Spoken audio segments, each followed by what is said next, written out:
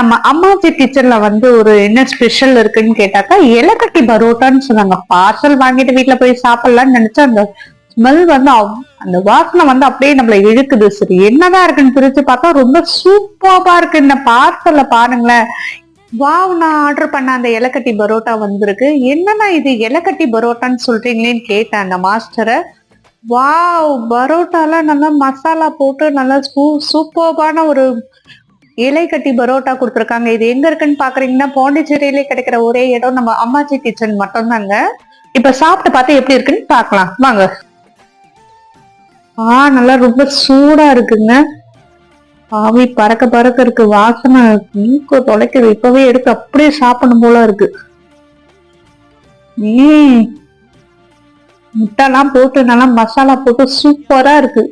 இப்படி ஒரு பரோட்டா வந்து என் லைஃப்லயே சாப்பிட்டது இல்லைன்னு தான் சொல்லணும். அப்படி ஒரு டேஸ்டா இருக்கு.